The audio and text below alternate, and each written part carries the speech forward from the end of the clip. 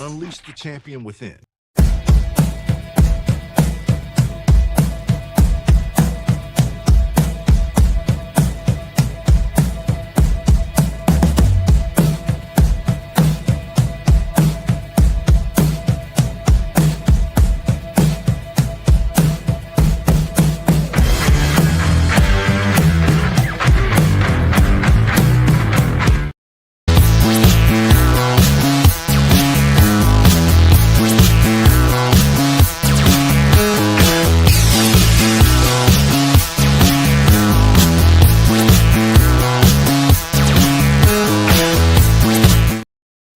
All right, welcome back to the Central Florida High School Scoreboard Show right here on Varsity Sports Nation. I'm Dan LaForest, and I am not back. I am just filling in for Ontavius McCullough. It is week 3, and I tell you what, it's been an exciting football season so far this year. We got a lot to talk about, and welcome back, the quarterback whisperer, Baylin Truilio. What's up, my guy? Miami is back, baby. I think we're all back. I mean, just be glad that Low Wood's not on here because it's so ironic that he talked all that smack last week, and all of a sudden he's not on here, and of course Dan LaForest is. So, Low Wood, if you're watching, go Canes. I'm sorry you're Irish. Did not have your son to save them in the secondary because that one-hand catch might be the catch of the year, and it's only week 1. And he's not just a dog; he's a certified dog. AJ Brooks, my guy. Yo, how we doing? What's up, Dan? Tell you what, we got a lot to talk about tonight, a lot to go through. We got Drew Johnson coming on from Prep Red Zone, Florida. And if you guys haven't watched the show, The Platform, I know he's finishing it up. If you're watching, go ahead and kick off. This is the show to watch. Everybody knows it. But guys, you guys started something this year I want to head on, and that's the headline of the week. And unfortunately, this is not something that I really want to talk about, but it's something we need to. And that is former Sanford Seminole and current Florida State Seminole, Ethan Pritchard, who a lot of people have heard about this, and there's really not a lot of information other than the fact that he got caught up in a situation that was not his fault. And unfortunately, he is fighting for his life right now. And this is a young man that all three of us have had interactions with. And I tell you, my personal experience is Ethan is such a remarkable young person, a good young man, and an incredible talent. This is heartbreaking for not only the Sanford community, but the whole state of Florida, including myself, AJ. Yeah, it's a little personal for me. Ethan played on our 7-on-7 team when he was younger. Before he was this, you knew he was going to be this player in the making, but just as a person, he was just a good kid, wholesome kid. So my thoughts and prayers definitely go out to his father, Earl, and his family. And I'm just praying for him, definitely praying for him. Baylin, he is such a remarkable talent, and he's already touched the lives of the people in Tallahassee. And just the fact that we know him as being a Sanford guy, a Central Florida guy, and watching him grow and knowing the kind of person he is, this is hard for so many people. I talked to Coach Calhoun today, and he's just having a hard time rationalizing it. And that whole community is absolutely devastated right now, and praying for. And everybody's like, I hope he comes back and plays. I really hope that he comes back and is functional as a human being at the capability that we all pray for him. Yeah, no doubt, man. And I know he is responsive. I know that he's not speaking. I've talked to multiple Seminole coaches, former coaches, and people in the community this past week trying to get updates. And I know that it was honestly a miracle that he's still here. He was in a situation he shouldn't have been in, that he didn't expect to be in. All he's doing is, I believe, dropping his aunt off at her house. And he saw a couple kids approaching his vehicle, and he put his car in reverse and looked back. And that's when the shots went off. And from the information that was told, and by God's grace, because he looked back, the way the bullet hit him, which was in the head, it did not reach the brain. So God's grace, it did not touch the brain. So he is responsive in the hospital. They're just trying to figure out the smartest ways to either, remove the bullet surgically, not have any complications, But right now, obviously, that is not where obviously you want to get shot. So, and shot in general, but just prayers for him and his family. Like you said, Dan, I think the bigger picture is life. It's not really football. God gave him a lot of talent, and he's got a lot of abilities, and I believe he will play one day again, and he's going to have an incredible story to tell. But we have to go through the process and not have to rush that right now. His life is more important than anything that he can do on the football field. So I just, again, prayers for his family, but thank the Lord that he's responsive. And God's pretty much saying, I'm not done with you yet. There's a reason why you're on this earth, and I can't wait to see how God's going to use him in the future. Absolutely. Well, guys, listen, again, we love Ethan and EP. You're going to get well, and we're all going to be there to hear you tell that story one day. All right, guys, let's get right into week 2. It was a heck of a week, but let's start with our top games. Lake Nona takes care of business. They're now 2-0, AJ, beating Horizon 40-9. Yeah, Lake Nona, I expected them to come out 2-0. I think it was, Kickoff Classic was the surprise for me. But they bounced back. They dominated Lake Horizon like I thought they would. So shout out to Lake Nona. Can't wait to see them this week. I know they got a big matchup coming up. Baylin? Yeah, no, we called it. Both AJ and I and Lowood called this the new Horizon, but this is the Horizon. So I guess this is Olympia standard at this point. But yeah, they had no chance in this football game with Lake Nona. They're rolling at the right time. I think AJ called it right, but now that we're starting to see how South Lake is, I don't think that that's much of a surprise because South Lake is actually a good football team. So it is kind of putting in perspective. I mean, what was the final score? I believe 13-0 or something like that. Good football game. But Lake Nona, I guess, again, they're going to have to find their quarterback situation, a consistent quarterback play. Losing Jason Stevens really hurt Lake Nona right before the preseason game. He broke his back. So they're still trying to figure out offensively. We know they have one of the best defenses in the state or even in the city, obviously. So, this was a expected blowout win, and I am excited to see what they do this week. Yeah, absolutely. I mean, and again, I've told you guys, I have very little faith in Kickoff Classic outcomes. I think it's about really you're practicing for almost 2.5 weeks before you even play that, after getting acclimated and I agree with you. I like South Lake a lot. We're going to talk about them later in the show, but let's give credit to Coach Aubrey and what he's building over at Lake Nona. And right now they're 2-0. All right, guys, this is another big game. Boone takes care of business. Baylin 22-16 over a very, very physical Haggerty Husky team. Yeah, this was a lot closer. I believe it either was tied or something in the fourth quarter where it came down to a defensive stop for Boone, and then they scored late to take the lead. Sam Johnson had a phenomenal game, both in the air and on the ground. Like I said in last week's show, he was going to be the difference in this football game with the experience that he has, just the offensive productivity he's been showcasing the last 3-4 years under his dad. I just think that he is a unit, and it's tough for Haggerty to prepare for someone like that who's very experienced, and I believe he was obviously the difference in this football game, and that's why Boone is now sitting at 2-0. AJ, there's a young man at Boone that had 18 tackles in this game, man. Noah Maddox. Yeah, he's a dude. Yep. Dropped the name last week. I'm pretty certain that Noah will probably average between 15 to 20 tackles a game. He's a stud, man. If UCF or USF doesn't jump over this kid, then they're honestly, I don't want to speak bad because I hope both those programs continue to recruit the quarterbacks I train. But Noah is a freaking dude, and we can't let people like that out of our community go to other places. So they need to jump over. Whatever school gets Noah, they got themselves a old school linebacker, smart player, and he's a leader of the defense. So yeah, I figured that Boone would win. The Johnson family would get it, would carry them. I think Coach Johnson is one of the most underrated coaches in this area. He's able to keep Boone at a consistent level year in and year out. So this game doesn't surprise me at all. Well, the thing about Andy Johnson is he is one of the established football coaches in Central Florida. And, if coaching really doesn't work out for him in the next couple of years, you guys do realize that he won the crying towel again this year. And he may be hosting this show in the future. So you never know where Andy Johnson shows up. But, you mentioned a play that happened that was kind of the turning point.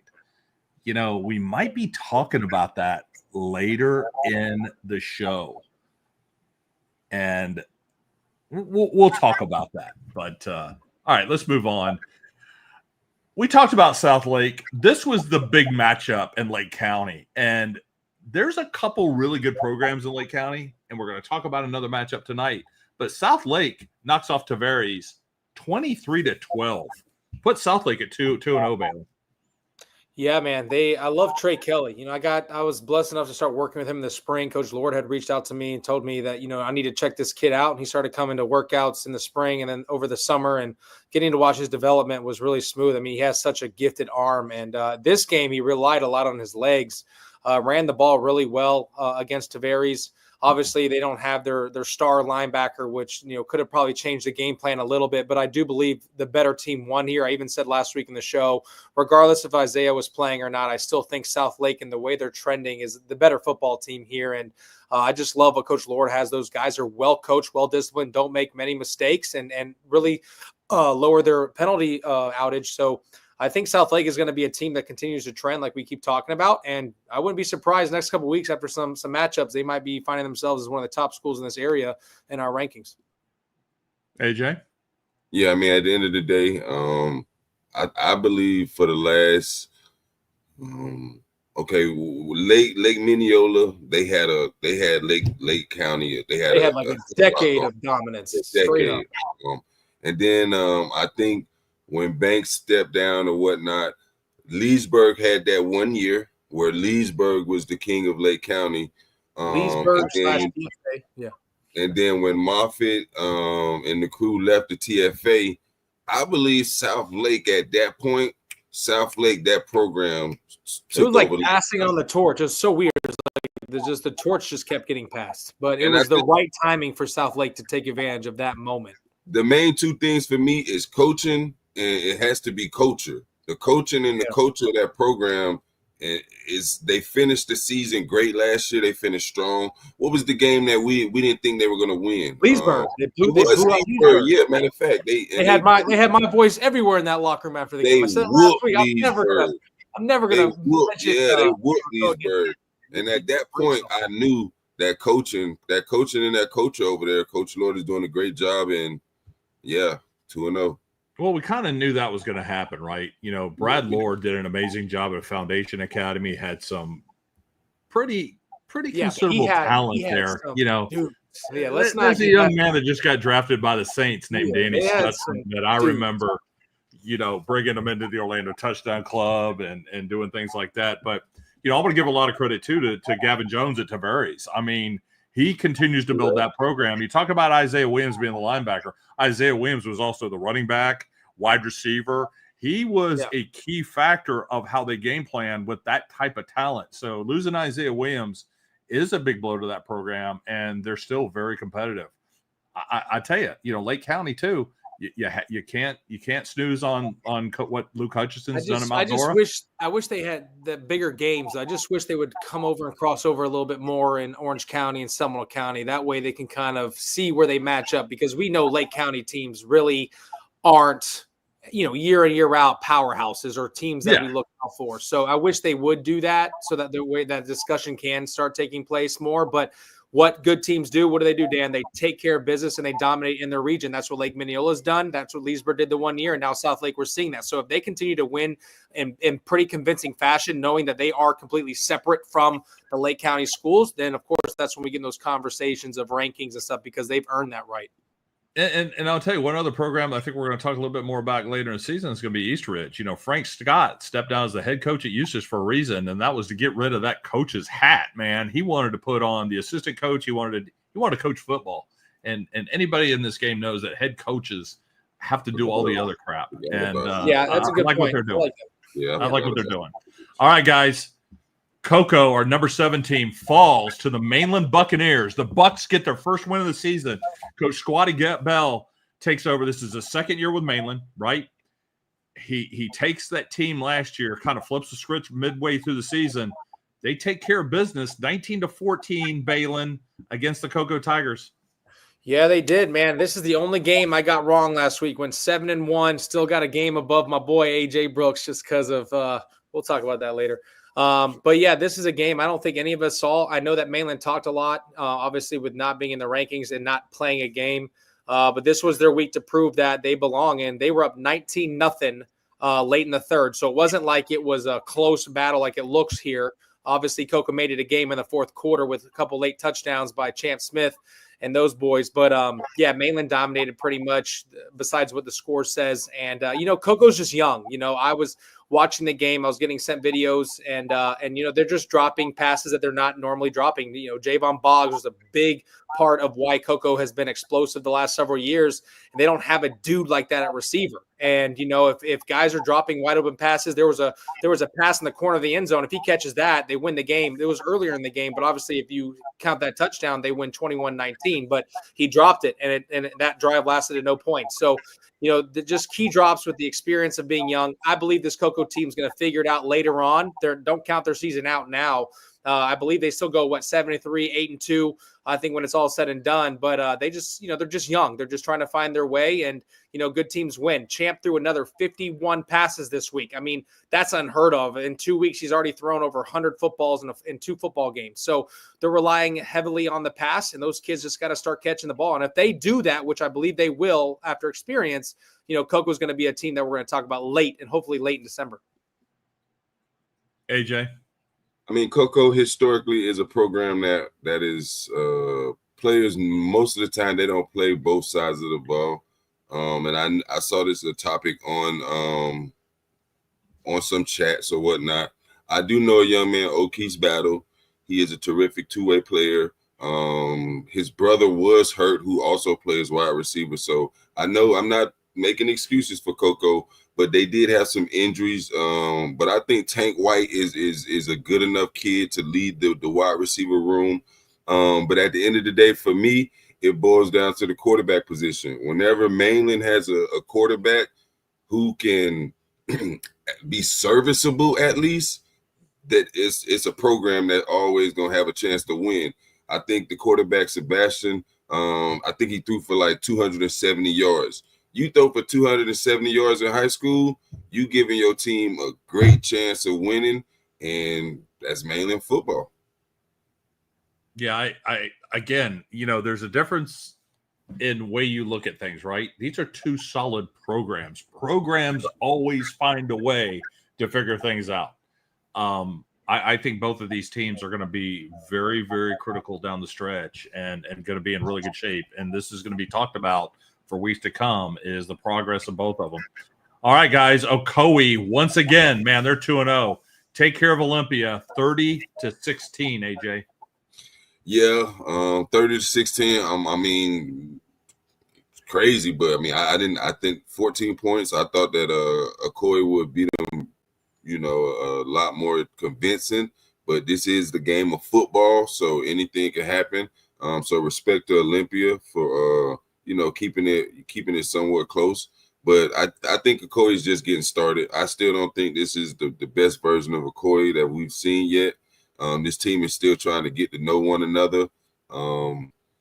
So yeah, I don't think Ocoee is done yet. So I'm very interested to see how they continue to get better. And I just want to say, we say it a lot, but Coach Buck and everything he does with that program, I see something every week with that program. I think they have something new, where they give out ties, where you have to earn the tie from JV all the way to the varsity, and it's just, and they I think they teach him how to tie the tie, and it's just what he's doing with the program. It helps, and it's another culture, another coaching and culture, and it shows with the success of the program. Baylin. No, I agree with everything AJ said, and I think Ocoee's trending in the right way. I love what they're doing. I know this game looked a little closer than probably it was, but I know that Ocoee's suffering some injuries here. I know Tyson Davison unfortunately suffered a bicep injury that kept him from throwing in the second half. He did finish the game, but I think Ocoee's injuries hurt him in this matchup because we know who the better football team is. But great job, Olympia, for keeping it close. But I think AJ hit it on the nail. I think Coach Buck and what he's doing over there is changing the culture. I think Ocoee historically has been a really decent, solid football team every single year. They didn't really drop off. I know there was kind of like a 5-5 or 4-6 year, but they're just right there in the middle of the pack. That's always a good football game. They're always competitive. And once they start keeping that local talent that's not transferring to the Olympias or not transferring to the West Oranges or the Apopkas and Wakaivas, if they just keep that in-home, community, I think that they can do some special things because there's a lot of talent, especially in the youth programs there. They win a lot of football games. So if they can just stay together, man, they're scary. For sure. All right, guys, let's go on Edgewater, man. Edgewater is 2-0 against London right now. They take care of business, 42-7, Baylin, over the NFL Academy. Yeah, this wasn't even close. I talked to Coach Browning literally the night before. He texted me at like midnight and was like, hey, man, what do you think about this team? Do you think we can beat them on the edge? What about high tempo? And I'm like, dude, I don't care what you do. I don't care where you play. You're beating this football team. And so that's exactly what they did. Carter Emmanuel finally probably had his best game of the year. He finally got his brother involved too. I think Cole scored a touchdown there. But the storyline is the running back. He absolutely went berserk. That's AJ Brooks, that's probably one of his favorite players, getting to see him develop and grow up, and scored 4 touchdowns, Damian. And so really excited about his trajectory and where he is with Edgewater, because they're going to have to rely not solely on Carter and what he does with his legs, but they need that backfield to start moving. And so if they can start clicking at the right time, it's going to be really hard to prepare for this Edgewater team. And they have the ability to really go far here, and not as far as NFL Academy traveling, but they have the ability to go far in the playoffs and hopefully make a run and statement here in Central Florida. So great job to the Eagles. And other than the Jones game, I don't see anybody really in this area giving him any type of problems. Yeah, AJ, he brought up a good point. Damian Moore, 177 yards rushing, 4 touchdowns, and also named the Orlando Touchdown Club one of the Orlando Touchdown Club players of the week today.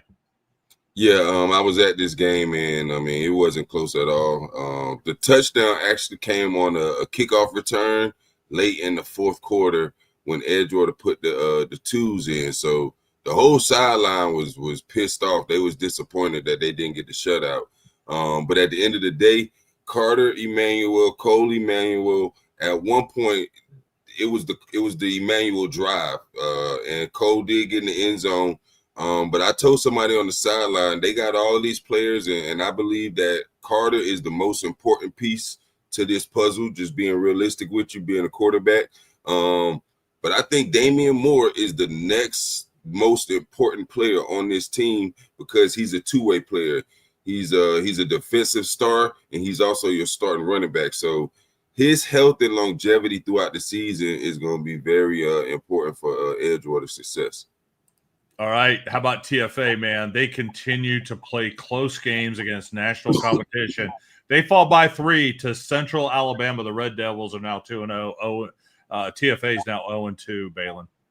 Yeah, I'm going to be honest with you, and I don't care what people say. There's no reason why they lost this football game. They were up 28-10 in complete control. Dan, you were texting us. I was kind of shocked because this is technically the number 1 ranked team in Alabama in their area. They came down here and got punched in the mouth. Brian Dillard played out of his mind in the first half. I think he threw 2 touchdowns, had a rushing touchdown. Again, found themselves up 28-10 in the second half. That is, I don't want to say it, but it's the truth. It's coaching. You can't tell me that, at that point, Central's the best athletes on the field. Those guys were getting absolutely manhandled, and yet they scored 28 straight points and took the lead 38-28 at one point. Then Landon Holly came in late, threw a touchdown to make it a 3-point game. But when you're up 28-10 with that much talent at home, these guys had to travel from Alabama. I'm pretty sure they've either traveled, the night before, maybe earlier that morning. It doesn't matter. You should not lose football games with that talent, up 28-10. That one hurts. I know that they were probably hurting in the locker room. Dan, you have a better idea. I don't know if were you there, Dan? I think you were there, or maybe not. Yeah. I was there at the game. Again, I would like to know your some injuries in the second half. And listen, you got to Central, I think, was the number 2 in the state of Alabama. So, again, did they have the game under control? Yes, they did. But there were some key injuries, let's say, in the second half that, Central took care of. I guess, it's the same thing we talk about. It comes down to depth, right? They don't have much depth at key positions. And that's what's going to hurt TFA from ever claiming a national championship. It's never going to happen until they get depth, which I believe over the years, obviously, if this thing keeps trending the way it is, they're going to have to get a couple wins and start to, really do that. But, they will eventually. But, yeah, that's what's hurting TFA, which is why I don't claim them to be the best in this area. clearly, and they're not winning no national championship anytime soon, but they're doing well enough to be in that conversation. You're up 28-10, man. I'm thinking, wow, this is a big win, and it just hurts for the players. I know they were excited, but don't worry, Dan. The next 5 games, we're going to see some wins for TFA for sure. Yeah, AJ, I tell you, it's very interesting to watch this whole process with TFA and a national schedule and everything that they're trying to do over there. Yeah. Go ahead. I mean, these are the growing pains you have to go through. I'm pretty sure at some point, Central Alabama went through these same growing pains to become the program that they are. You should win a ball game, excuse me, when you're up 28-10. But at the end of the day, Central Alabama, they defending champs for a reason, and they found a way to win. They doubled up TFA in the second half. TFA scored 7 points in the third quarter. Central Alabama scored 14. TFA scored another 7 in the fourth quarter. Central Alabama scored another 14. So they just doubled them up in the second half, 28-14, and they won by 3 points. So I still think TFA they still trending in the right direction, but I do want to give a shout out to some of the players. Brian Dillard, last couple of weeks, he's been playing outstanding football. Jalen Powell had another 100-yard game, 126 yards. And then Dimitri McCray, I challenged him a couple of weeks ago, and he did have over 100 yards in the touchdown. So, AJ, you're forgetting your boy, though. We challenged him the most, and I called him out. Brian Williams. You challenged him the most. And he turned. You called his game. So I don't care. I don't shy away from it. I'm gonna let you do that. I was just saying, I know I challenged Dimitri McCray, Meat Shop Paul. So I just wanted to give him his respect, give him his props. But and Baylin, you actually, and you're talking about Brian Williams. He's had a couple really nice performances the last couple weeks, but back to back. Yeah, he is showing now he's starting in that conversation of, okay, we get it now, because he has the tools. It's just never been consistent enough for me, at least from what I've seen, especially being around Lake Mary a lot last year. I just never saw the Alabama type of performance. But yeah, now the last 2 weeks, he's that guy. Like he when the ball's in his hand, he's definitely dangerous. Yeah. All right. So last one, guys. Lake Mary now 2-0. Got to get this updated. Osceola 1-1. The Rams take care of business. They edge those Cowboys 17-12. Baylin. Dude, this was it, man. I remember getting an update from Noah Grubb's dad in the first quarter, 12-0 Osceola, and I'm like, man, this is not looking good, especially with how much time they kill. Once you get a pretty good lead, a couple scores, it's really hard. I saw in the Jones game last year how effective they were when they have a lead, but they kind of get conservative until they can't do it anymore. But Lake Mary had 5 possessions the entire game, 5. That's not a lot of possessions when it comes to trying to score points, especially with a team that needs the ball and scores at will.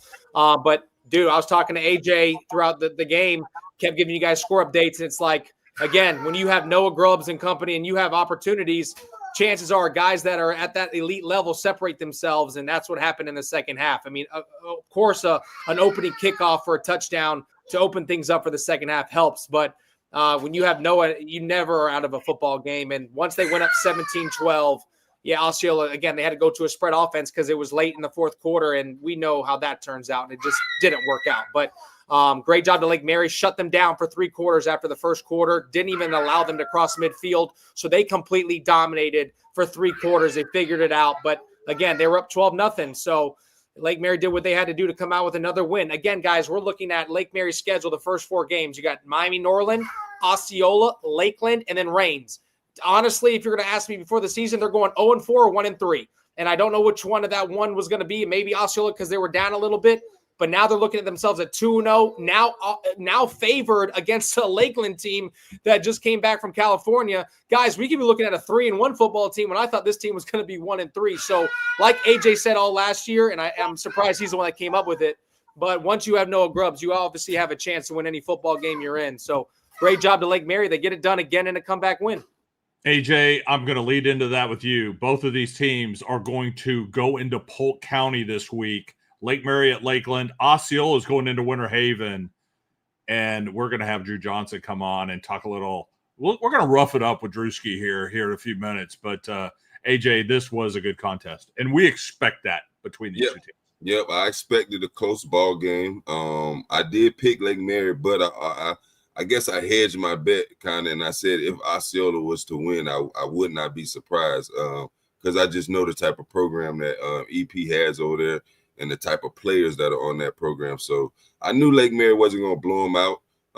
When they were up 12-0, I did have some kids on Osceola called me this week, some of my boys, and they said, Coach, we saw you pick Lake Mary. We're going to beat them this week. So when they were up 12-0, I was like, oh, man, I might have to deal with a couple phone calls tomorrow. But Noah Grubbs and company found a way to win.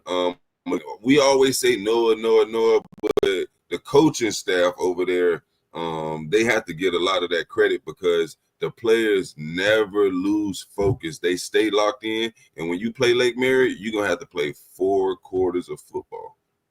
That's a good point. I like that. And I want to say one quick stat. You guys ready for this?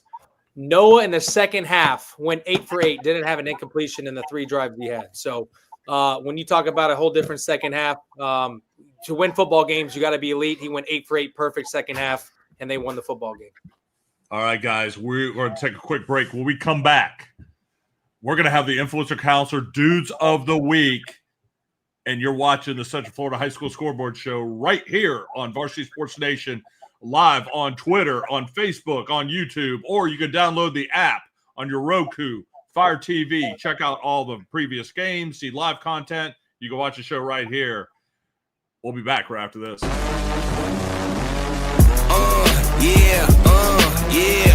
In the world of sports, every move counts. Every decision shapes your future. At Influencer Counsel, we understand the importance of making the right choices and having wise counsel.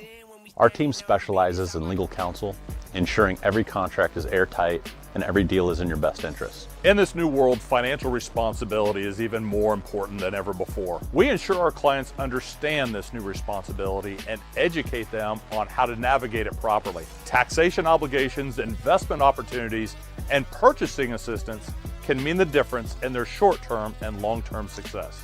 Our branding specialists work tirelessly to build and elevate your personal brand, making sure you stand out on and off the field.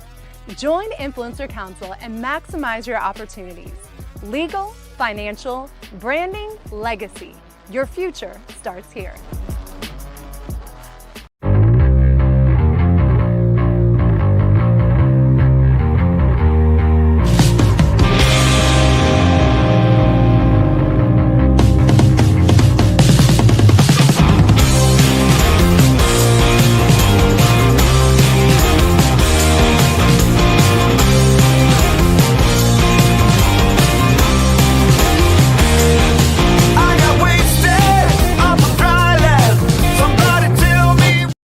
All right, welcome back to the Central Florida High School Scoreboard Show right here on Varsity Sports Nation. Guys, let's get right into our dudes of the week.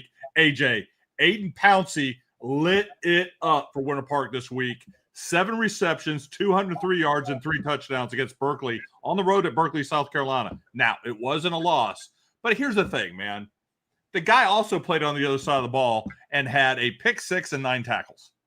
Yeah, he had himself a game. I'm talking about this is one of them games as a player you just dream about. He went for over 200 receiving, 3 touchdowns.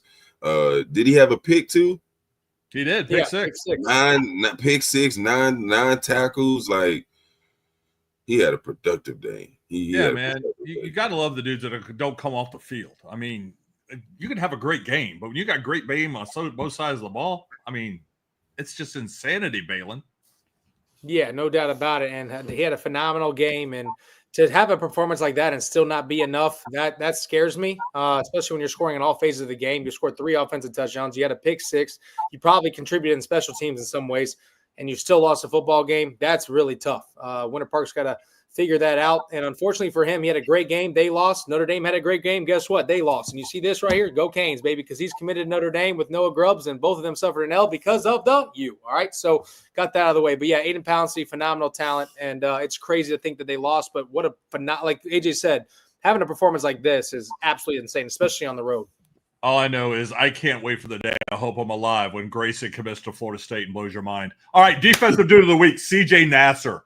I got a story here. You talked about the game where Haggerty, where there was some things that happened. CJ Nasser was a big part of that reason. 9 tackles, 2 forced fumbles, 2 interceptions, and then he converted that 4th down that allowed them to win that game, Baylin.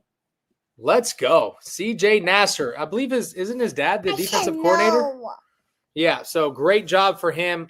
Great game, defensive play, due to the week. And, man, Boone needed that big-time moment because, again, Haggerty was not a team that we picked to win the football game. And so big-time players make big-time plays in big-time games. And, for Boone, this was his moment. He took advantage of it. So great job to CJ Nasser. All right, AJ. Oh, yeah, as a defender, if you could finish the season with 5 to 10 takeaways, you had yourself a season. You had a pretty solid season. This man had 4 turnovers in 1 game.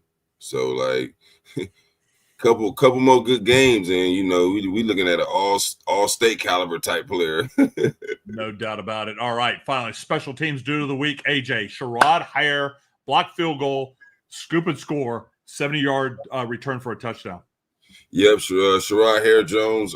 They played Winter Springs. And was it Winter Springs? No, Timber Creek. Timber Creek. It's the same other caliber. Same caliber. Yeah. Yeah, they played Timber Creek, and he scooped and scored it. I'm not sure who blocked it. It was the right wing, somebody coming off the right edge. But yeah, he scooped it, returned it 70 yards for the touchdown. Jones won in convincing fashion. Baylin? You're so excited that you want to show them the Miami ball because Darion's committed there and he's part of this program. I want to see it, Gray. Gray, show me the ball. So let's see it, Gray. Show me the ball, Gray. There it is. That's what I'm talking about. All right, guys, we're going to take a quick break. When we come back, we got Drew Johnson joining us from Florida Prep Red Zone and The Platform. If you ever watched that show, I mean, he does okay. He's getting there. And we'll be back right after this. Drewski. It's a simple idea. Can you leverage some of the biggest events in the world to change the life of a family down the street? How can a game here benefit someone here, or here, or here? At FCS, we organize events you love and use them to benefit the community we love. It's about more than a bowl game, more than football, more than a stadium. It's about impact on our neighbors and the next generation. Our roots run deep, and now we're branching out. Here, you're part of a story unlike any in the country about what we can do when we work together to go for the win. Bolder, brighter, stronger, together. Let's go win. All right, welcome back to the Central Florida High School Scoreboard Show right here on Varsity Sports Nation. I'm Dan LaForest. Like I said before, I'm not back. I'm just filling in for the Big O, Ontavius McCullough, AJ Brooks, Baylin Truilio, and welcome to the show, Drew Johnson. Man, what's up, man? I appreciate y'all for having me on. Central Florida Drew, what up, baby? You watch What's up, on bro? the platform. I tell you what, Drew, great job on the platform. What you're doing from an exposure standpoint, really expanding out and talking to coaches and talking to players, man. I love what you're doing. You're giving and great trainers. exposure across the He state. talks to trainers. One thing I want to say though is it's the rundown. You feel me? It's the rundown. Let's said the shout out to rundown. the platform but the rundown is the rundown. That's The Drew rundown. Johnson. My bad. The rundown. I still think it should be exposed, but that's our discussion. But again, That's all love, man. it's I what you're appreciate y'all doing, for having dude. me on though. I appreciate y'all boys. There's much respect to y'all, man. It's all love, man, for real. Well, That's Drew, my guy, my guy. Yeah, man. Let's if you're do used it, to man. watching our show, it's all about watching AJ and Baylin pick things apart, and then I'm going to have you join me of criticizing them over the next 30 minutes. So Let's do it, man.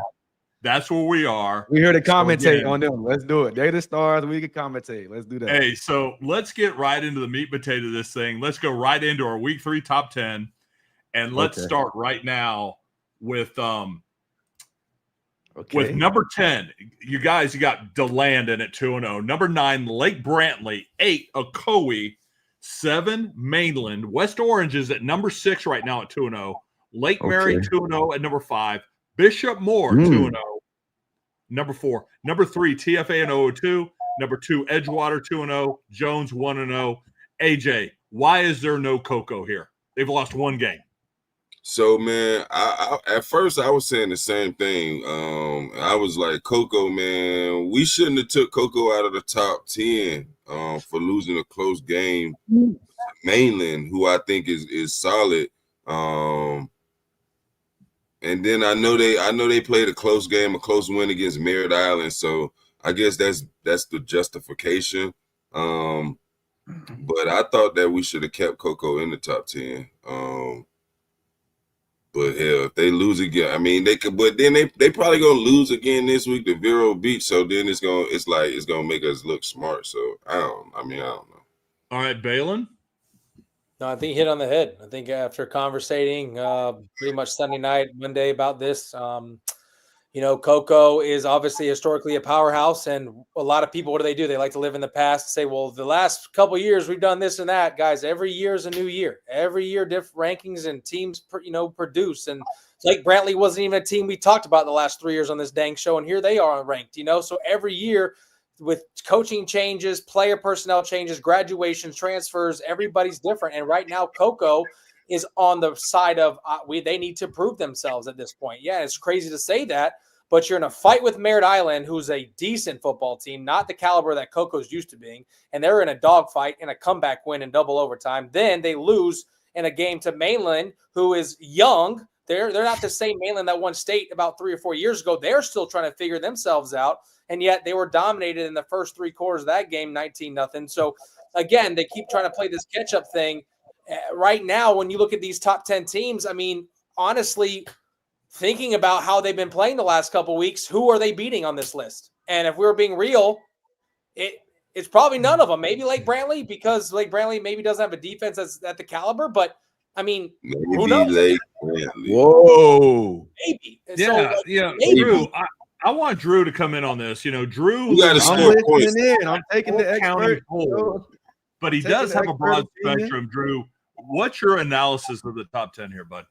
Yeah, I mean, we'll get into the more of the top 10, but just Cocoa specifically, man. I don't know. All these teams right here, guys, are undefeated besides TFA. You know what I mean? Look at the roster. It's pretty crazy. And the teams that they're playing nationally is whatever. But I don't know, man. Cocoa, y'all don't see Cocoa beat none of these guys?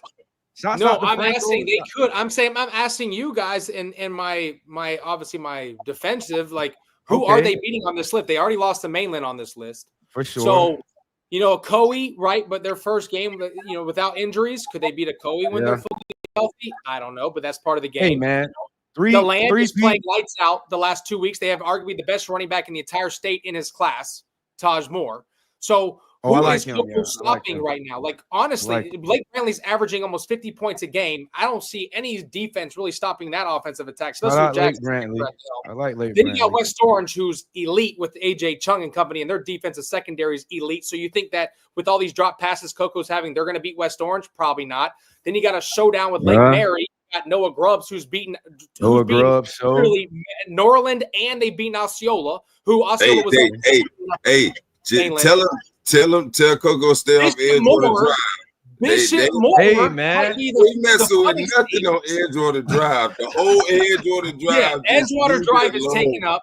Coco ain't beating Bishop Moore right now. Okay. Ain't beating Bishop Moore. Shout out to Coach Browning. I like Edgewater. DFA is elite. And then you got Jones, who would wipe the floor off Coco, in my opinion, right now. So, like, who are they beating besides maybe the Trujillo? That's the Trujillo breakdown right there. I'm going to give it to you real. Again, everybody wants to talk about the name. Let's be real. Let's call a shot a shot. I just respect them. You know what I'm saying?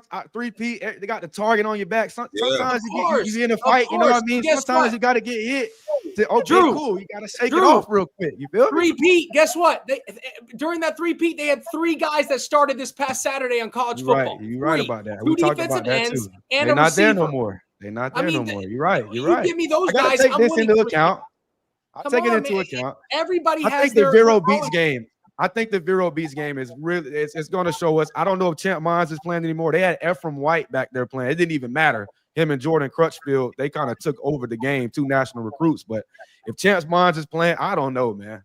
That's what I'm saying, guys. I mean, let's not. We can live in the past all we want, but yeah, let's no, you feel me? It's now. I hope they win, though. I mean, I love Chance Smith. Chance Smith is elite. I think. What you think about Chance Smith, man? Be real. I love him. Obviously, I train him, but I love him. I love Troy Silverzon. I think they need to get him more in the mix offensively. He's the big kid. Yeah. He's a backup quarterback. So, but Champ is the real deal. I mean, he had a struggle week 1, a lot of drop passes, 4 picks, but 3 of those were tip balls. So it wasn't his fault.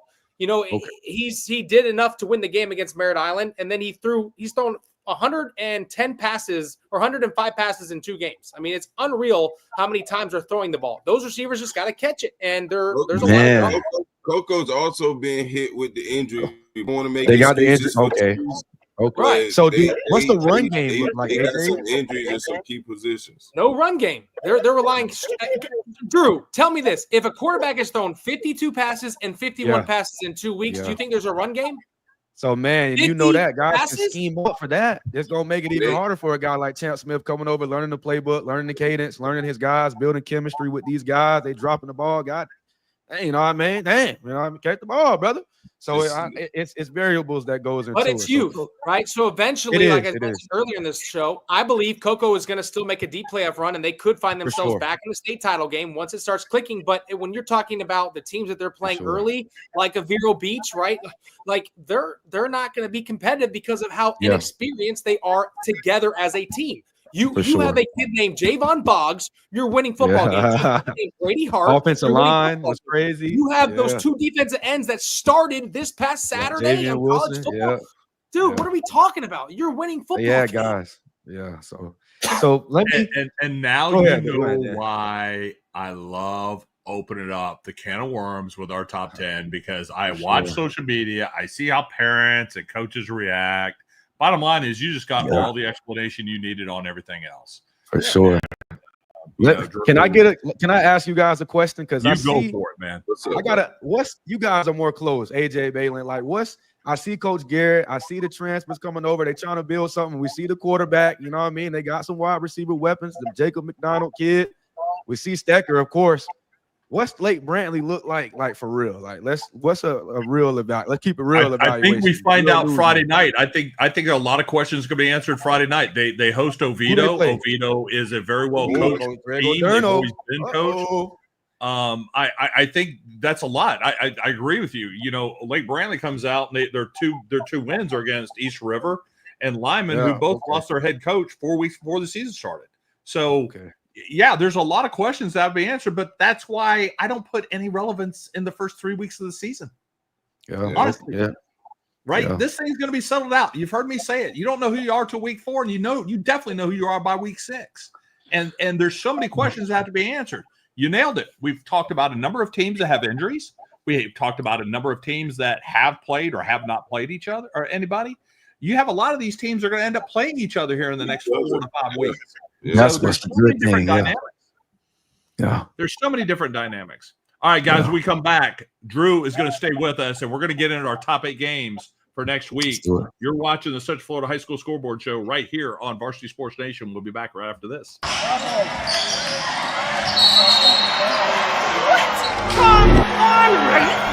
Oh, come on! Oh, what a bad call! No! You have no business being out there. You know, I'm a person too.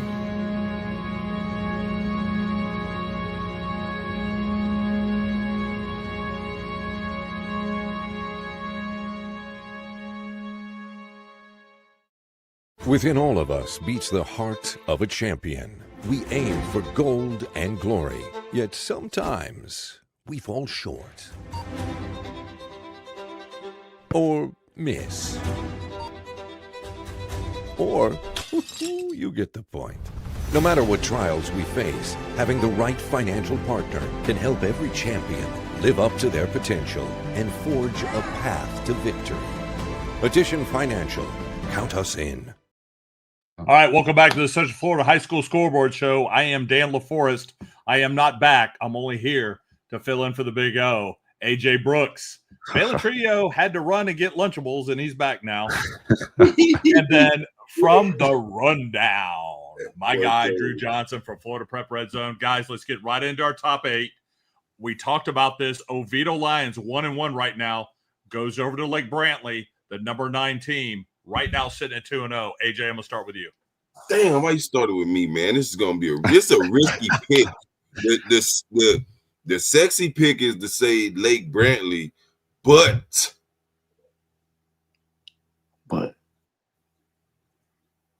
I know we don't put much in them kickoff classics, but Oviedo played Lake Mary hard. They played them tough in that kickoff classic. Come on. And if they play like that, I'm like, man, they could beat Lake Brantley. So I'm gonna pick Oviedo because I need to make up 2 games too. I know you're gonna pick Lake Brantley, so I'm gonna go with Oviedo.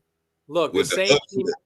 Yeah, go ahead. The same team you're talking about gave up 315 yards to Noah Grubbs with 3 turnovers inside the 1-yard line. That ain't happening with Lake Brantley. They're going to clean it up. No. Time out. I changed my mind. I'm going Lake Brantley. They got Jackson Stetcher. I'm going Lake Brantley. There you go. So, what do you think Jackson Stetcher going to do? And then what we saw your boy Blake McCullough do to that defense, shredded them for 16 points. Man, Lake Brantley's going to wipe the floor off of Oviedo. I don't care what defensive coordinators. Oh, man. They're going to beat them by, I would say, 35, 42, 21, something like that. It's going to be an offensive onslaught. No. That place is going to I'm not disrespecting Oviedo like that. I'm not saying they beat y'all by 40, but I do pick Lake Brantley. Man, Lake Brantley's going to beat them, and I don't care what they have to say. At least Jackson Stecker's going to have a phenomenal game, in my opinion. Yes, Stecker gonna ball, man. Stecker gonna ball. I say, you know what I mean? I just want to know what Lake Brantley looks like. Like, what's the offensive line look like? What's the defensive line? What's the scheme? I don't know. I see the numbers. Question mark for me. That defense. You know what I mean? I respect him. I respect Coach Garrett and what he has going on, the coaching staff. You know, I just want to see it. But I respect Coach Greg. You know what I mean, and what they can do. They got a kid called Kyle Olson. He flies around, high motor type kid. I think he had about 16 tackles last game. So they got the one quarterback, I forgot Sebastian, something like that. He's pretty decent. So Galliano. He's a dude. Yeah, I've seen him all off season. He can spin it, right? So I'm just excited to see what Oviedo can do, and I want to know what is Lake Brantley really like that? Coach Garrett, I hope you watch it, man. Coach Stecker, the crew. I know they got Curtis Dewberry on the defensive side. They got weapons. Yeah, and Dewberry play running back too. You know what I mean? So here's the thing. I don't know who wins this game, but I expect there to be. Does any defense show up? Because there's going to be a lot of points scored. That's all I'm going to say about that. I don't think. Okay. Yeah. All right, guys. Cocoa Tigers go down to play Vero, and we both know what both of these programs are capable of. Baylin. Yeah, man, I'm excited to see how Coco responds after a loss. Just for pick's sake, and to be honest on the show, I'm going to take Vero Beach to win. I really hope Coco does come away with the victory. I just think that Vero Beach, chemistry-wise, is a lot better right now at this point. So I am going to take the Indians in the win over Coco, but I do hope Champ Smith has a phenomenal game, and I hope they do prove me wrong. AJ? Yeah, I'm going to go with Vero as well. I thought that just top to bottom roster wise, I thought that EG had the most talented roster in Brevard County. And obviously Joseph Allen got hurt first drive, but Vero Beach was able to beat them. And I think that Vero Beach will have enough. I think it'll have enough athletes and studs to beat Coco. It's crazy, but I do think Coco will be one. Man, it's crazy. Ain't that crazy, AJ? They were crazy, bro. First, I say, hold on. That's why, Drew. That's why you're year to year, man. Year to year. That's what I say. Baylin was right. I do say shout out to the platform too, right? I forgot to say that with my first name, but I will say Vero Beach has been tested. You said Egali, but they played a good Buchholz team too. They got a good 2028 quarterback, Andrew Whittemore. He's coming out of nowhere. So that's 2 tested teams. But Coco, come on, man. I would go Vero Beach if I put my realistic hat on. You know, like Baylin said, I'm gonna live in the moment. I'm not gonna live in the past. But I know they're gonna be well prepared. What you want to say, AJ? They're gonna try to scheme around that. I don't know who's playing. You just look at Vero. You look at Vero Beach. They got one receiver going to UCLA. He going to UCLA. And then you got Crutchfield going to Louisville. You got Ephraim White going to Florida State. You got Chet Lyons, could be the best quarterback in the 2028 class. What that are you class is supposed looking to like do? it's competing with the 26 class minus Brady Hart. But we'll see. As Baylin, I'll look to get his opinion on that. So Vero Beats is rolling right now. They've been tested. And Coco, man, they lost a lot, guys. I'm just being honest, man. I said it tonight. So we'll see. We'll see. I got Vero. I'll go Vero though, for sure. All right, let's keep trucking. How about the number 8 Ocoee Knights heading over to Lake Nona? We've talked about both of these programs earlier in the season here. AJ, let's start with you. Who do you like? Man, I think this is going to be a good game. Defensive mindset. Two good coaches that they programs heading in the right direction. But I'm going to rock with Ocoee. I think Tyson Davidson and the quarterback play is going to be the difference maker. So I'm going to rock with Ocoee.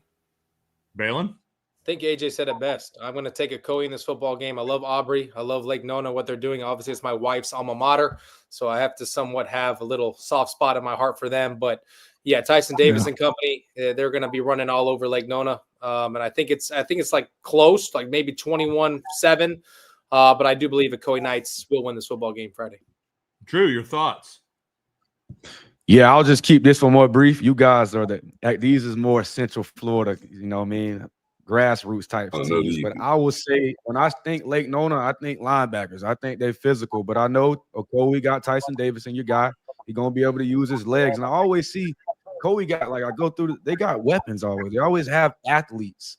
So Lake Nona's only given up 9 points this season, but Ocoee's played a Popka and Olymp. I don't know. So I'll go Ocoee. I'll rock with y'all boys on that one. They rank number 8. All right, Merritt Island's coming up to Volusia County, taking on the number 10 Bulldogs, Baylin. Yeah, this will kind of eliminate that Coco debate, whether they can beat DeLand or not, because if DeLand goes out there and rolls Merritt Island, there is no discussion because of how competitive that football game was with 7 turnovers. But I love DeLand in this football game. I don't think there's an answer for Taj Moore. I don't think that there really is many answers to that kid. The kid's unstoppable. I think with how Darlington has those guys mentally, physically, just bought in, no penalties. I mean, these guys are disciplined. Yeah, I'll take DeLand in this matchup any day. I hope that Kevin has a phenomenal game. He's an elite quarterback at Merritt Island. I think they have pieces to be good. Obviously, it showed a little bit in that Coco game, but yeah, DeLand dogs all day. AJ? Yeah, when I think of this DeLand program, I see a Popka Blue Darters in green and yellow, if I'm being honest with you. Coach Darlington, he's just taking that culture over to DeLand. And okay, hey, baby.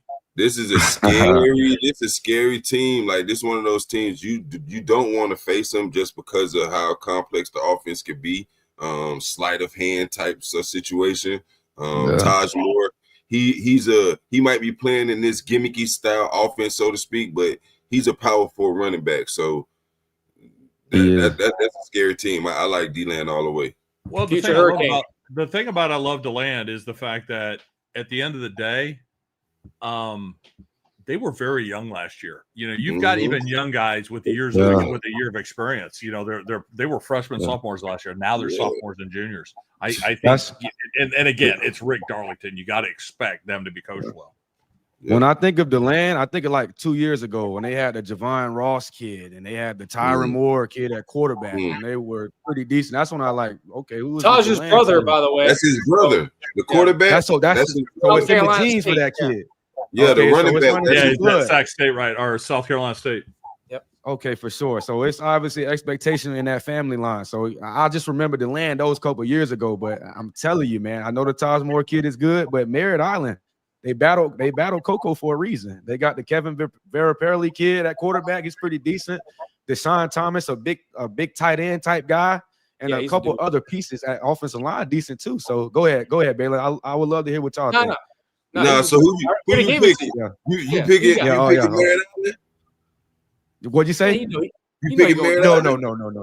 I'm not gonna go Merritt. I'm not gonna. DeLand's number 10 on y'all list for a reason. I'm not gonna. I'm gonna respect y'all boys for sure. They 2-0. All those nice things.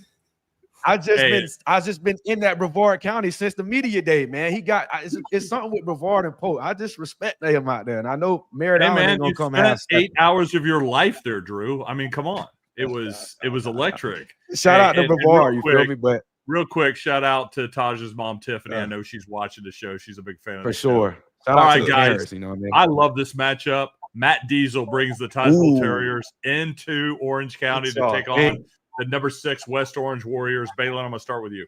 Yeah, West Orange. Don't do Titusville like that. I'm not going to blink in this one. AJ Chung and company, they shred Titusville, and I think there's not a defensive backfield that's going to stop AJ Chung. When he's on, and we're going to keep seeing the numbers go up. And it's going to be a battle. Who's throwing more touchdowns, either Jackson Stecker or AJ Chung at the end of this in the 28 class. So just keep pouring on West Orange. Is that an early prediction for the 28 class, Baylin? Oh, they're the top. Both of those kids are the top in this area. Not even close. Yeah, you got no question about it. Come on, man. I've been with those guys since they were in second grade. I expect them to be elite. Come on now. All right, AJ, what you got, brother? Okay. Yeah, I'm rocking with West Orange. I think it's just too much. Respect to Coach Diesel, what he's got going on with Titusville. But it's your one. It's your one and all. And Brady. AJ Chung, aka Brady Chung, is he's so efficient at quarterback. To be so young, he's so efficient. He makes the smart decision. He gets his athletes the ball. Slick Rick, Eddie Delgado. I think that dude's been lighting it up here recently. Slick been getting busy. For sure. I think he over 300, like 5 or 6 touchdowns to start the season already. So, I got West Orange. Yeah. All right, Drew, lay it on us. All right. Hey, man, shout out to Coach Diesel. Y'all hit it on the head, right? I'm not going to be crazy, but they're in year 1. Shout out to my guy, Telly, PRMD. The Brevard does a great job. They got some stuff they're trying to build, but West Orange, I would love to talk about the 28 class here. We gotta break that down, Baylin. He said, that's AJ a whole Chung other show. We'll do that. We'll do that another time. I'm just that's the rundown. I'm gonna note that. And as I watch this game, Titusville, they battled, they took an L, all good, but West Orange is always underrated.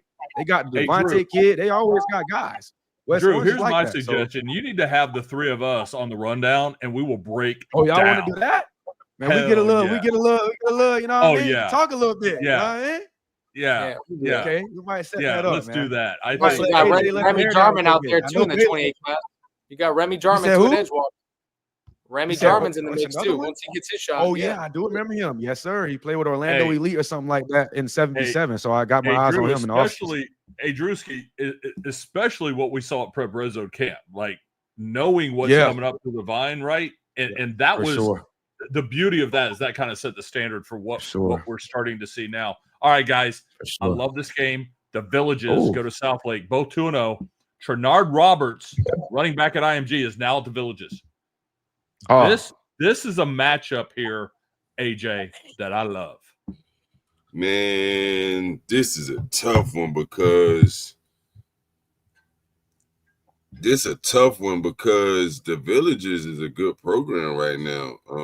My boy Corbin, he been going crazy out there. Punt returns, kick returns, receptions, like everything. Southlake is at home, so I seen that. Initially, when this pick first came, I said, "Man, I got the Villages. I think it's gonna be too much."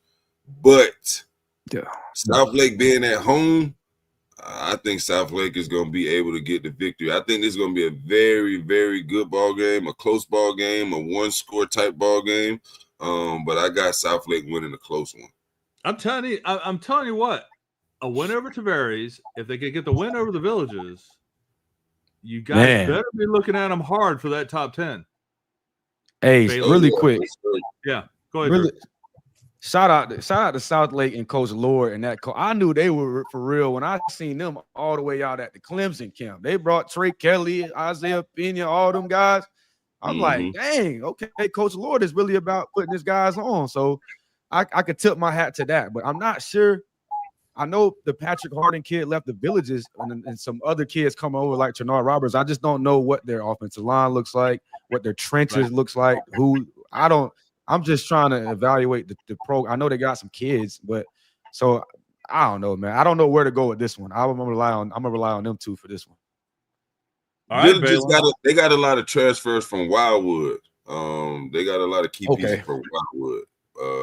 I know Yogi out there, Huff, Cavante Corbin. Who's the Villages quarterback now? I don't know who their quarterback.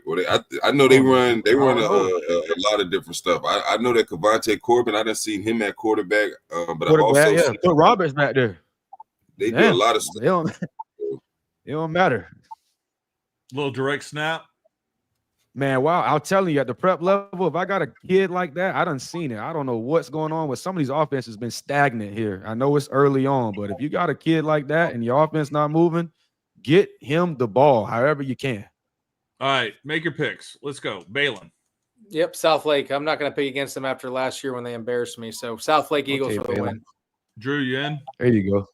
I'm gonna roll with my brother, man. South Lake, Coach Lord. All right, respect man. Here is the Soul Bowl. The Soul Bowl is this Saturday. Evans 1-1 going to Jones, man. It is going to be at Jones, and I did see a tweet. This is going to be at 10 a.m. AJ. Yep, 10 o'clock. So we're gonna get in and get out before the Big Red hit up us side the head. I think this is gonna be another good game. Evans is gonna play. They're going to play phenomenal football because it's Jones High School. So everybody is going to get Jones' best. But at the end of the day, Evans has too many question marks at the quarterback position, too many question marks, defensive backs, too many injuries and too many key positions. And I'm not willing to pick against that train that's rolling right now. So yeah, I got Jones. I got Jones Tigers. All right, Baylin, I'm gonna throw this on you. Evans played them close last year. They did. Did that upset Coach Will? No, because it's a rivalry game. But I'm gonna tell you what, we keep talking about last year. What do I keep telling you? It's a new year, a new team. This is not even close. I think that the closest is gonna be is kickoff in the first 3 minutes. Other than that, Jones will absolutely blow out Evans. I think that AJ hit on the door. I think we're not talking about the injuries that Evans has right now. They have key injuries at key positions. Their quarterback is out, so they're playing the senior that kind of split team last year. I don't see a world. Yeah, BJ. I don't see a world that Evans is even competitive in this football game, regardless of what happens. I think Jones wins very comfortably. They might get scored on for the first time this year, but we'll see how that plays out. But if I'm a betting man, I think it's going to be another 28-35 nothing blowout victory for Jones Tigers. Yeah, Drew, I know you're not going to lose your mind right now. I pretty much know what you're going to say, so go ahead and say it. Well, really quick, I got to say respect to Evans, right? Because I see you guys in Central Florida. I see them online, Ladarius Pryor kid, but they came down to Polk County. They came down to Bryant Stadium in the spring, and I can say there's some big phenomenal-looking team when healthy. They are phenomenal looking. Some but good reporting by you guys, right? And that's why I lean on you guys for this because I didn't know they had all those injuries and stuff. But when they came down and they were locked and loaded, I was like, hey, man, this Evans team in person is huge. Listen, Coach Odom's done a wonderful job with this program the last few years. There's no question about it. But I think we, again, I think it's such a great community game like AJ brought up. But, we're going to check Drew Johnson's loyalty right now. Let's get into our game of the week. Lake Mary's going down to Lakeland. Man. The number 5 Rams going in to see the Dreadnoughts. And I can't let y'all get off the hook, right? Because I love Jones. But we're going to see what they about when they come down to the 863. They got Lake Wells in a couple weeks, Baylin. I'm challenging AJ, Baylin. If y'all got a free week, anything you want, I'll be there. Y'all be there, man. You can bet me whatever you want. Jones will wipe the floor off Lake Wells. I don't care what they got over there. I'm going to call the prediction right now. That's another blowout. The numbers up. Right? I'm looking on Twitter. I hope they're in here right now. Hey, Purdy versus Miles. Yeah. Mollywop. Darion Coleman. That's cool. My bad. I'm messing Darion Coleman in Polk County is scary. All right, let's hey, roll he's it a Polk County kid. He's back home. So my bad, Dan. Let's focus on this right here because it's another one, right? Get on it. Drew, I'm gonna let you lead off with this. Hey, one thing I can say is respect the Lake Mary, right? Because I went out there last year. I had to see it in person. Shouts out to H2, Hassani. We went out there. Lake Mary, it was a 2-hour delay. Nobody from Lake Mary's fan base, parents, band, anybody left. They're waterproof, Drew. Man, they stayed till about midnight. So I said, hold on, we might got a problem here. So I said, okay, let's play the game. Man, they Scott Perry, I'm like, hold on, they scheming, they drawing stuff. They must have prepared for this game 2 months ago, not 2 weeks ago, 2 months ago. So I know they're gonna be prepared for this game. That's not the problem, but I'm thinking Oviedo. I'm thinking a couple. I don't know. I know Noah's gonna be Noah. I know Baylin gonna go crazy. I know Noah's gonna be Noah. You feel me? He gonna be a dog. But hey, man, Frazier, that seat is on fire. Dan, we talk. I'm gonna keep it real. He has to open up the offense. They have weapons galore. If we look at that depth chart, it's crazy in person, guys. If you ever have a chance to go to a Lakeland practice, it's a real college atmosphere. It's like, damn, man, that guy, this guy. It is crazy. But can they put it together? We just saw him a couple weeks ago at No, we seen him for 4 weeks, AJ. So we seen him with STA, couldn't move the ball, couldn't do nothing, couldn't score. We seen him with Jesuit. Will Griffin and them boys came in, they wasn't scared. We seen him with Northwestern. Ooh, it was tough. Them Miami boys, they like that in person. I can say it. And then we seen them at the Auburndale game. Not much love to Coach Thomas, you know what I mean? 31-0 before they pulled the dogs off, but still they were able to fight back, made it a 31-21 game. So we're gonna see. I would love to hear what y'all got to say. Maybe I might chime back in. I want to hear your pick. I want to hear your pick. Man, you know I'm going with the Dreadnoughts, man. What? Come on, man. I'm going with the Noahs over Baylin Hurricanes, and I'm going with the L over Lake Mary, man. Let's do it, man. I'm here tonight. That's why I'm here. Let's do it. Go ahead. Yeah. All right, AJ. Man, honestly, you look at the roster, you say, man, Lakeland finna win this ball game. Like, it ain't even finna be close. But I saw this roster on field before. It is impressive. The defense. That's a state championship caliber defense. But you spoke on the offense need to be opened up. I just don't know if they'll be able to score enough points. I know Lake Mary had Luke Credo. They had all type of guys last year. That's not there no more. That we're not talking about. Last year, Lakeland was a one-man band. Last year. Was, brother. It was. I think AJ was out there. It was Shannar Clower. If they didn't have Shannar Clower, I don't know. He not here this year to run back a kick return. He not here this year to catch an 80-yard bomb. Exactly. He's not here this year. And we seen their offense. How many the offense has not been impressive. What do they scored? 9 points in the last 5 games. Or no, I'm going with Lake Mary. That's the numbers, Baylin? To go. Yeah, I should know that. Damn. Yeah, besides the Auburndale team, which we know that was 31. Okay, but other than that, in games that mattered, 9 points, 6 and 3. Yeah, Auburndale, they had what? I know the first touchdown, Ziggy scored that fumble. Oh, but it was 31. They scored 31 against Auburndale. It was still close though until about the second quarter. Yeah. Oh yeah. Oh, good point, AJ. Good point, AJ. Yeah. Offense. Yeah. What they doing offensively? It was the defense. It's been the defense even at De La Salle, man. Y'all keep it real, man. We Florida boys. Like, there was some small DBs out there, man. If I'm not mistaken, when they went to California, wasn't it a scoop and score that they got the touchdown? Yes, it was the scoop and score. It was Ziggy Riley. You're right. AJ was right. Yeah, give me Lake Mary. Most touchdowns on the team, and he the linebacker. Give me Lake Mary and not a shootout. This is a revenge game from last year where they could have kicked a field goal to win by 10. They lost in overtime. Give me the full Baylin, man. Come on, Baylin. Turn up a little bit, man. Give me the full Baylin. No, Lakeland has a phenomenal defense, but I don't think their offensive identity is shown at all. And it's not going to happen in 1 week. And there's too many question marks. They're even thinking about potentially benching a quarterback and moving pieces around. It's just not good right now. Their offensive line, they've moved several pieces every single week to figure that out. It's terrible. Yeah. And so you give a team that can stop the run, and Lake Mary, who shut down Osceola for 3 quarters, if that's what they rely on, they're going to load the box, and it comes down to coaching. Yeah. And as we know, I'm not going to, call a spade a spade. They have better coaching than Lakeland. It is what it is right now. So scheme-wise and preparation-wise, it is what it is. So, and they're not going to run the clock out like Osceola. Keep it away. Dog, you be talking greasy, boy. You listen, I ain't just saying that Lake Mary got better coaching than Frazier. Frazier. No, hold on. Frazier's a dude. I'm talking about from coach. Dude, LakeAry has about. Yeah, but bro, you just got to be careful. You just have to be careful with how you say stuff. This is why. My picture be right there. This is why you clarify, and then I clarify for you. Look, I'm not saying they don't have bad coaching. I'm saying when you compare the two coaching staffs, Lake Mary has a better coaching staff when it comes to schematically stuff and to prepare for games. Man, it was crazy. That's what I'm talking about. And so crazy. that's why I'm picking Lake Mary to win this football game. And because grown men over there,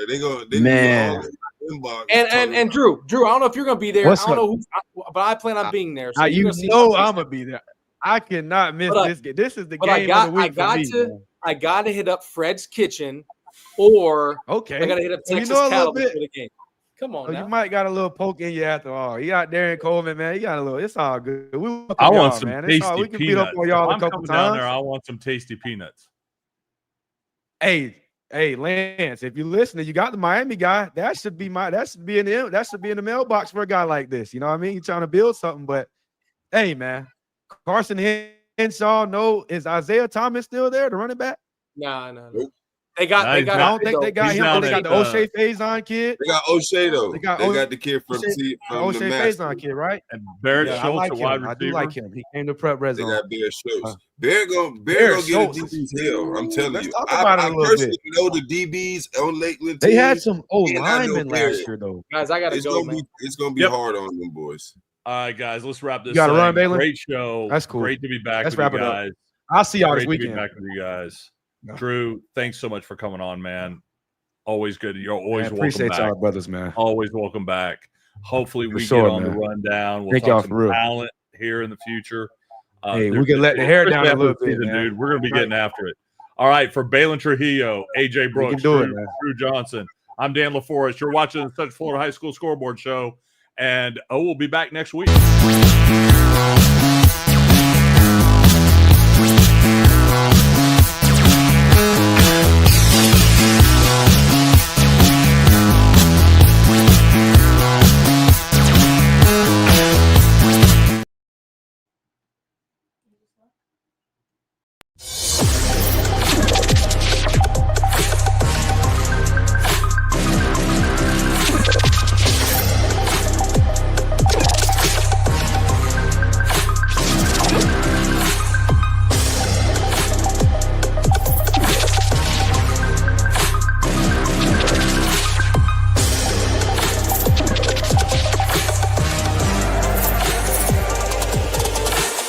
Varsity Sports Nation. Unleash the champion within.